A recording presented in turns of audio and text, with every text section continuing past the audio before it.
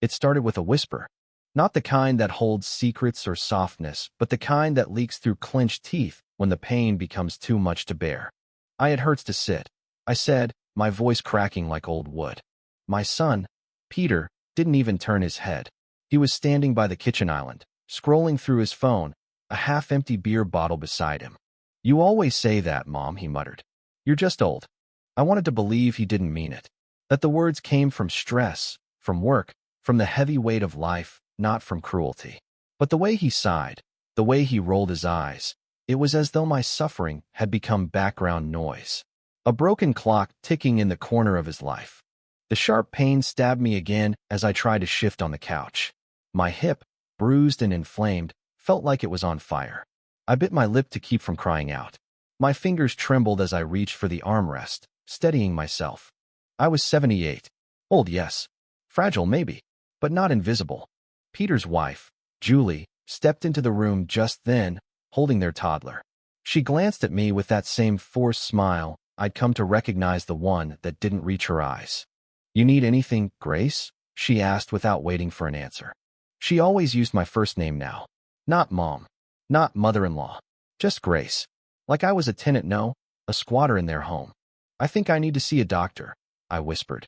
Julie adjusted the baby on her hip and gave me a tight-lipped nod. Well, Peter's busy today. Maybe next week. Next week. That was what they said last week. And the week before that. I had been living with them for 5 months now. After my fall in the backyard, the one that left me with a fractured wrist and shaken bones, the doctor said I shouldn't live alone anymore. At first, Peter was understanding. He said he wanted to help, to give back, after everything I'd done for him. I moved in with a suitcase and hope. But that hope had withered fast. They never hurt me outright. No screaming. No hitting. Just the small things. Meals skipped. Doors closed. Conversations I wasn't invited into. And that terrible silence when I spoke, the silence that made me feel like I was shouting into a void. But it was the pain that finally broke me. The gnawing, burning pain that made sitting down or standing up feel like punishment. That night, when everyone was asleep, I sat on the edge of the bed in the small guest room and dialed 911. My fingers trembled, and I felt shame flood my chest. What kind of mother calls the police on her own son? But the pain. Oh, the pain. It screamed louder than guilt. 911. What's your emergency? I need help. Please. I think something's wrong with my hip. I can't sit. I can barely move. My son thinks I'm just complaining, but... The dispatcher's voice was calm, kind. Ma'am, stay on the line. We're sending help. The flashing red and blue lights came like a strange salvation. The paramedics knocked softly, then firmly, then had to ring the doorbell several times. Peter finally opened the door, groggy and confused. What the hell is going on? I was already on the gurney by then. They had found bruising dark, deep, and signs of neglect. My blood pressure was high, my skin cold, my voice barely audible. Sir, your mother needs immediate medical attention, one of them said. Peter didn't look at me. Not once. At the hospital, the x-rays revealed something worse than I feared. A fractured pelvis, weeks old, never treated. The doctor looked at me with disbelief. How long have you been feeling this pain? About a month, I answered. His face hardened. And no one brought you in? I shook my head. He wrote something on his chart, tight and fast. We're going to need to report this, ma'am. Do you feel safe at home? That question. It pierced me in a place even deeper than my hip. Did I feel safe? In my own son's house? With the boy I raised on chicken soup and bedtime stories? No, not anymore. When the social worker came, I told her everything. Not because I wanted revenge, but because I wanted to be heard. Because pain should not be dismissed. Because a mother should not have to whisper. They moved me into a temporary care facility. Clean sheets, warm meals, people who listened. It was the first time in months I felt like I existed. Peter didn't visit. Not once. But one morning, 2 weeks later, I got a letter. Handwritten. Folded twice. It read, Mom, I didn't know. I knew, but I didn't understand. I was tired, stressed, but I never meant to hurt you. Please forgive me. Please let me try again. I stared at the page, the ink slightly smudged. Then I looked out the window at the garden blooming below. Forgiveness. Maybe. One day. But I would not return to silence. Not again. 2 days after the letter arrived, I sat across from Ms. Adkins, the social worker assigned to my case. Her hair was pulled back into a tight bun, glasses resting at the tip of her nose. She was younger than me by a few decades, but there was something old in her eyes, like she'd seen too many stories like mine. "Grace," she said gently, "we're arranging a long-term care plan for you. Unless you decide to return to your son's home, which—" "No," I interrupted, my voice firmer than I thought it could be. "I'm not going back." She nodded as if she'd been expecting that. "I just needed to hear it from you." The next few weeks passed slowly, like honey dripping from a jar. I had physical therapy 3 times a week. My legs ached, but the therapists were kind. They spoke to me like I mattered, looked me in the eyes when they talked, waited for me to finish my sentences.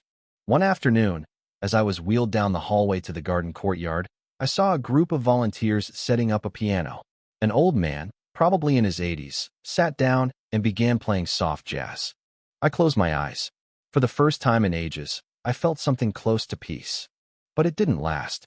A week later, Peter showed up. He didn't call ahead, didn't knock, just walked into the rec room where I was doing a puzzle with another resident.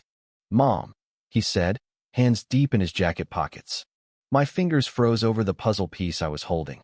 Peter looked tired, not just in the physical way, but deep, worn out, like someone who'd spent too many nights thinking about things he couldn't undo. "Can we talk?" he asked. I looked at the nurse beside me. She gave me a soft smile, nodded, and stepped away. Peter sat beside me on the bench, not too close. "I've been seeing a therapist," he began. "It's court-mandated, but it's helping me." I didn't say anything. I kept looking at the half-finished puzzle, its jagged pieces like fragments of our broken relationship. "I messed up," he said quietly. "I let stress and work and everything else get in the way. And you were in pain, and I didn't listen." Still, I said nothing. "I don't know how to fix this," he whispered. "But I want to. I want to be better." I looked at him, finally. His eyes were rimmed red. He looked like the boy I once carried on my back through the rain when his shoes had holes and his umbrella broke. But that boy was gone. "I'm not ready to forgive you," I said. "But I hope one day I will be." He nodded slowly. "I'll wait, however long it takes." Before he left, he reached into his coat pocket and pulled out a photograph, a faded snapshot of the two of us when I was young and he was barely 4. We were sitting in a park, both laughing at something off camera. "I found this in one of my old boxes," he said. "I thought maybe you'd want it." I took it with shaking hands. That night, I couldn't sleep. I kept the photo beside my bed. I stared at it until the early hours, wondering where the years had gone and when exactly my son had stopped hearing me. The next day, Julie called. She was quieter than usual. Not defensive, not sharp, just quiet. "I didn't know how bad it got," she said. "I should have noticed." Helped. There was silence on the line. Then, "You don't have to forgive us. I just wanted to say I'm sorry." And that, somehow, meant more. By the end of the month, I was strong enough to walk with a cane. The therapist applauded when I completed my first solo trip down the hallway and back. I smiled, breathless but proud. "You've got a fighter's heart," she told me. I didn't feel like a fighter. I felt old, worn, but I also felt something else, whole. That evening, a letter arrived, this one from my granddaughter, Lily. She was 8, and her handwriting was large, loopy, full of backward letters. "Dear Grandma Grace, I miss you so much. Daddy says you're getting strong. I hope you come to my school play. I'm the sunflower. Love, Lily." Tears blurred the ink before I could finish. When I had arrived at Peter's house months ago, I had done it out of love, out of trust. I never imagined that the home I thought would be my sanctuary would become a silent prison. But here in this modest care center, surrounded by strangers who treated me with kindness, I was rediscovering something I'd lost. My voice. One afternoon, I sat with a group of other women in the art room. Most were around my age. Some older, some quiet. But all of us carried stories behind our eyes. We were painting small wooden boxes. Mine was purple with tiny yellow flowers. As I painted, I listened to one woman tell her story, how her son left her in a motel and never came back. Another said her daughter only visited on holidays and always left early. And we all nodded. There was pain in those stories, but also survival. When it was my turn, I said simply, "My son thought I was just complaining," until I called 911. The room went quiet. Then one woman chuckled bitterly. "They always think we're just complaining, don't they?" We laughed, not because it was funny, but because it was true, and because laughter, in that moment, felt like rebellion. Later that week, Peter came again. This time, he brought Lily. She ran toward me the moment she saw me, wrapping her arms around my waist. "Grandma, I drew you something." She pulled out a crayon drawing me with a cane, smiling under a big yellow sun. "I miss you so much," she whispered into my coat. "I missed you too, sweetheart," I said, kissing the top of her head. Peter stood at a distance, unsure whether to approach. I looked at him, then nodded. He came forward, slowly. "We're trying, Mom," he said. "Julie and I. We're both going to counseling now. And we're taking parenting classes too. I know that doesn't undo anything, but it's a start," I said softly. I didn't tell him that I decided to apply for assisted housing nearby. I didn't want to live with them again, not yet, maybe not ever. But I wanted to be close to Lily, and I wanted them to know I still had my own life, my own choices. Pain had taught me that. So had silence. And now so would healing. The weeks turned into months. The bruises on my skin had faded, but the bruises in my heart, those were slower to heal. Still, I got stronger every day.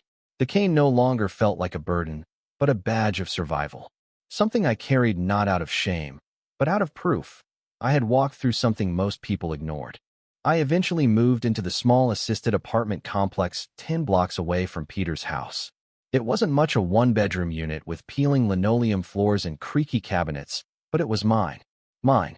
I hung Lily's sunflower drawing on the fridge and placed the photograph Peter gave me beside the bed. The first night in my new place, I sat in the quiet and cried. Not because I was lonely, because I was free. That week, the manager of the facility, a kind woman named Sharon with streaks of silver in her braids, asked if I'd speak to a small support group. Other residents, she explained, had gone through similar neglect but never found the courage to speak up. I said yes. When I entered the room, a few chairs were scattered in a circle. 5 women, 1 man. All older. All with that same cautious look I remembered seeing in the mirror. I told them everything. How I whispered that it hurt to sit. How I waited, silently begging for someone to see me. How the pain became a voice of its own, louder than the shame. And how calling 911 wasn't the end, it was the beginning. After I finished, one woman named Edna reached out and took my hand. Her eyes were glossy. "I've been sitting on pain for a long time," she said. "But maybe it's time I stand up." Later that month, I was invited to Lily's school play.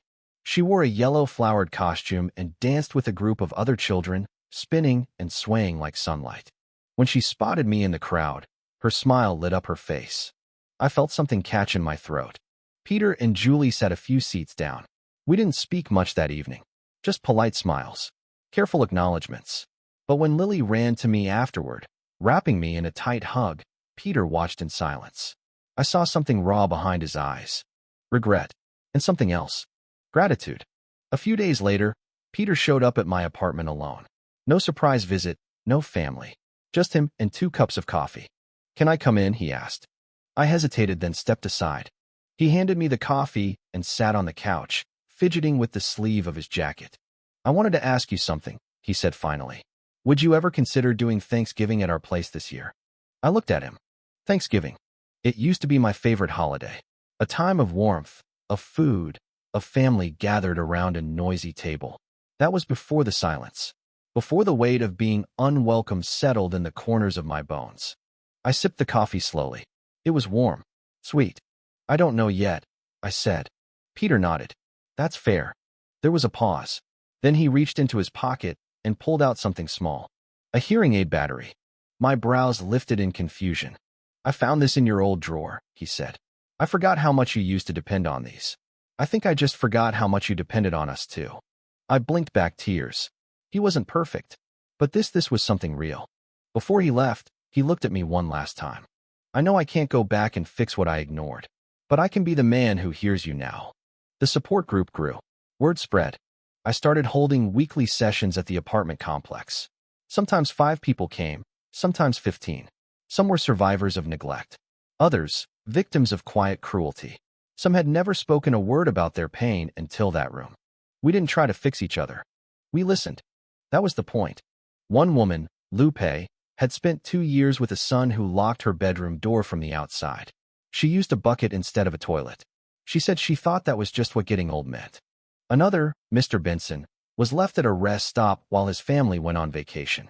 He waited 5 hours before a stranger finally helped him get home. Each story was different, but the theme was always the same. We were seen until we weren't. Lily visited every weekend. We baked cookies and painted flower pots. One day, she asked why I didn't live with her anymore. I had to learn to take care of myself again, I told her. She blinked. But you already know how to do everything. I laughed softly. Sometimes grown-ups have to relearn, sweetheart. Even the strong ones. She hugged me tight. You're the strongest grandma. Thanksgiving came. I said yes. The table was set carefully. Julie cooked turkey, mashed potatoes, cornbread. Peter made the pie a little too burnt at the edges, but it was something. They gave me the seat at the head of the table. I didn't know what to say at first, but when everyone quieted down, waiting for grace to be said, I cleared my throat. I used to think growing old meant disappearing, I said. But it turns out growing old just means learning who still sees you and who you still are. Peter looked down at his hands. Julie reached for his. Lily clapped like I'd just finished a speech. We ate. We laughed. And for the first time in a very long time, I didn't feel like I was taking up space. I felt like I belonged. A week after Thanksgiving, Sharon, the manager at my apartment complex, approached me in the courtyard while I was watering my violets. There's someone I'd like you to meet, she said. She led me to the recreation room, where a younger woman was seated by the window with a notepad. She had an easy smile and eyes full of fire. This is Michelle, Sharon explained. She's a journalist working on a piece about elder neglect and the silent epidemic behind closed doors. Michelle extended her hand. I heard about your support group, about your story. Would you be willing to share it? I hesitated, not because I was afraid, but because for so long, silence had been my shield. But things had changed. I had changed. I will, I said, as long as it helps someone else find their voice. We talked for hours. I told her everything, not just what Peter did or didn't do, but how it felt, how invisible I'd become in my own son's house, how the pain was never just physical. It was the ache of being unseen. Michelle's eyes glistened as she scribbled notes. When the article came out 2 weeks later, it was titled, She Whispered It Hurt. No one listened until she called 911. My name was right there in bold print. At first, I was afraid. Would people pity me? Judge Peter? Would it make things worse? But the opposite happened. Letters arrived at my door. Handwritten notes from women in Kansas, Arizona, even Alaska. Some had similar stories. Some just wanted to say thank you. One woman wrote, I've been afraid to speak up for 3 years. After reading your story, I packed a bag and left my daughter's house. I'm safe now. Another wrote, Thank you for reminding me that I am not a burden. I am a person. I pinned their letters on a corkboard beside Lily's drawing. My wall of voices. Christmas came quickly. Peter invited me over again. This time, I said yes without hesitation. There was no fanfare, just a tree with modest ornaments, the scent of cinnamon in the air, and a warmth that didn't feel forced. Peter handed me a small box. I didn't know what to get you, he said, but I remembered how you used to play this when I was little. Inside was a small, hand-cranked music box. I turned the handle and recognized the lullaby immediately. You Are My Sunshine. I hadn't heard it in years. I used to hum it when Peter was sick, back when he still reached for my hand instead of pulling away. Tears welled in my eyes. I know it's not enough, Peter said softly, but I'm trying to rebuild. Not just for you, but for myself. I nodded, too choked up to speak. Julie came over with a plate of cookies. She didn't say much either, just sat beside me and handed me a napkin. That simple gesture said more than any apology. Later that night, I watched Lily and Peter build a puzzle on the floor. She giggled every time he picked the wrong piece, and he pretended to be dramatically confused. I smiled. Healing wasn't a straight line. It never is. It's messy, uneven, full of days when anger returns without warning. But there, watching my granddaughter laugh, feeling the softness of the music box in my palm, I felt the future inching open. Not perfect, but possible. Back at my apartment, I started writing again. Just short journal entries at first, then longer essays, stories. One afternoon, I brought a few pages to the support group. Would you all mind if I shared something I wrote? I asked. They nodded.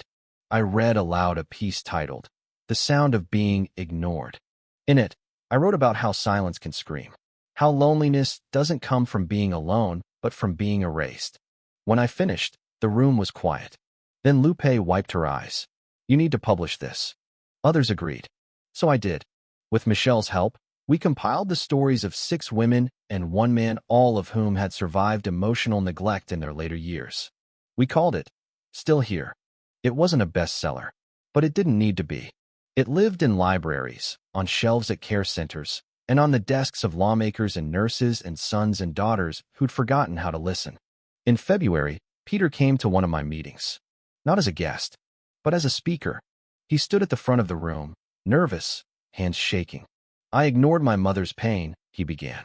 Not because I didn't love her, but because I thought love was enough. It isn't. You have to show it. And more than that, you have to listen. No one clapped. We didn't need to. He wasn't performing. He was repenting. And we, the invisible, the forgotten, were watching him become visible, too.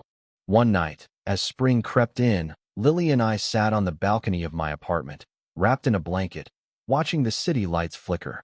She leaned against me and asked, "Grandma, are you happy now?" I thought for a long moment. "I think I'm learning how to be," I said. And that was enough.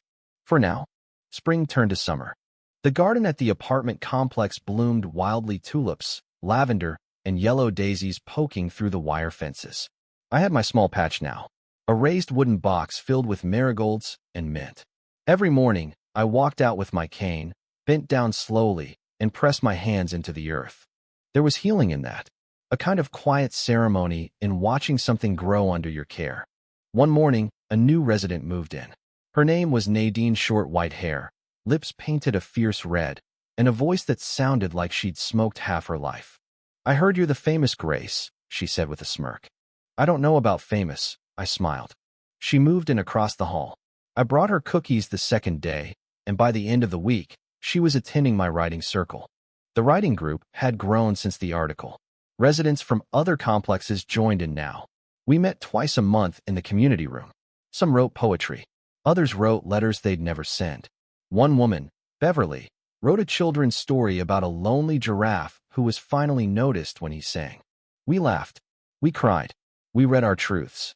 One day, Nadine brought in her piece. It was titled, "The Last Cup of Coffee." It was about her daughter who stopped visiting after Nadine had a stroke, said the caretaking was too much, and that Nadine was draining the energy of the house. The final line read, "So now I sip alone, and the coffee is cold, but it's still mine."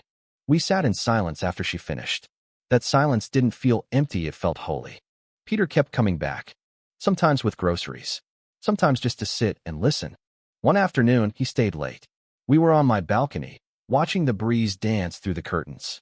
"I've been trying to make sense of it," he said. "Why I didn't help you sooner." I didn't interrupt. I think part of me was afraid of what your pain meant. That if you were hurting, then I'd failed you. So it was easier to just pretend it wasn't real. I nodded slowly. "That's the thing with pain," I said. "It doesn't go away just because someone else decides to ignore it." He looked down. "I know. I just hope someday you'll really trust me again." "I'm trying," I whispered. "I really am." That was the truth. And I could see in his eyes he was trying too. In August, Lily turned 9. She wanted a sleepover, so they planned one at Peter's house. But she asked for one special thing, that I come over in the afternoon and help her bake her birthday cake. Just like we used to. When I stepped into the kitchen, the sunlight hit me like memory. The same counters. The same chipped blue mixing bowl. The same smell of flour in the air. Only this time something was different. Peter handed me the eggs without being asked. Julie offered me a stool without hesitation. No one rolled their eyes when I asked for a break. No one sighed when I dropped a spoon. They had changed. Or maybe they were becoming. Lily cracked eggs and giggled every time a shell slipped in. We fished them out together, laughing like conspirators. When the cake was finally in the oven, Lily hugged me and whispered, "Best birthday ever." A few weeks later, I was invited to speak at a city forum on elder care. I stood on a small stage, hands shaking behind the podium, and looked out at a crowd of strangers, policymakers, and families. "I used to think pain was something you had to bear quietly," I began. "That if you whispered long enough, someone would finally hear you." I paused. But I learned something the day I called 911. I learned that silence doesn't protect you. There was no applause at first. Just silence. And then the sound of people rising to their feet. The seasons passed gently.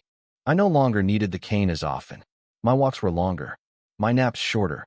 I had things to look forward to again: writing, gardening, Lily's recitals. Sometimes I'd still feel the ache, deep in my bones. But it wasn't the pain that frightened me anymore. It was the thought of not being believed. And that, thankfully, was no longer my reality. Peter and I would never go back to the way things once were.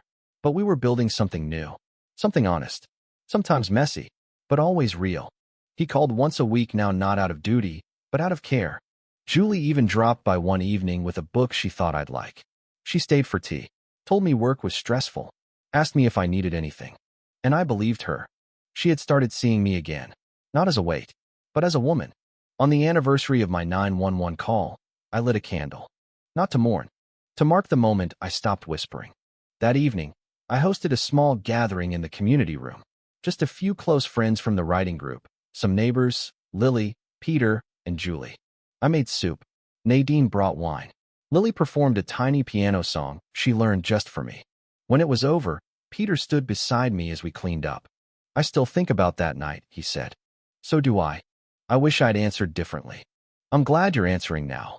We looked at each other. There were no big declarations, no dramatic confessions, just presence. And presence, I'd come to learn, was the loudest form of love. A year ago, I whispered, "It hurts to sit."